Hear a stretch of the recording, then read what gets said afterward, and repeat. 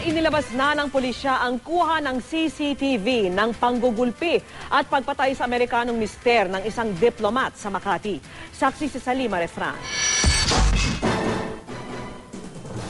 Ito ang opisyal at enhanced CCTV video ng pulisya sa pagpatay sa isang Amerikano sa Makati nitong Sabado. Sa frame na ito, pasado alas 4 ng madaling araw nitong Sabado, makikita ang asawa ng isang US diplomat na naglalakad sa Kalayaan Avenue papuntang Rockwell Drive.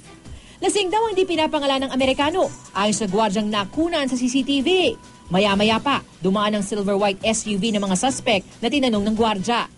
Habang tinatanong ang mga sakay ng SUV ng gwardya, nakitanong din ang biktima. Hindi sa pinansin ng mga suspect pero sa kanilang pag-alis, hinabol sila ng biktima. Di man nakunan ng kamera, ayon sa gwardya, 2 beses daw kinalampag ng biktima ang paalis ng sasakyan. Dito na raw bumaba mga suspect. Ang isa, itinulak ng biktima at dito na raw sumiklab ang gulo. Sa puntong ito raw sinaksak ang biktima pero hindi na namin ipapakita ang video. Tinangkang tumakbo ng dugo ang Amerikano pero kinuyog siyang muli bago iwanan ng mga suspect.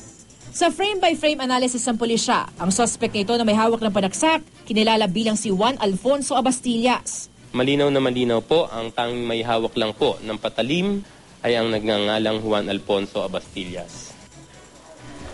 Naaresto rin agad ang mga suspect sa may Estrella Street palabas na ng EDSA. Sa kanilang 4, si Abastillas lang ang nakita ang may sugat sa kamay.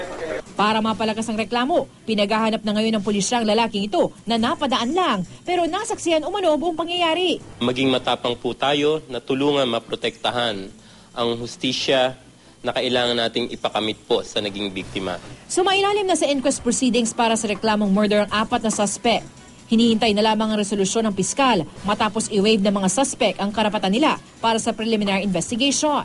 Kinondena ng US Embassy ang pananaksak sa biktima na isang miyembro ng US Marines. Namatay siya sa ospital dahil sa mga tinamong sugat. Ako si Salima Refran, ang inyong saksi.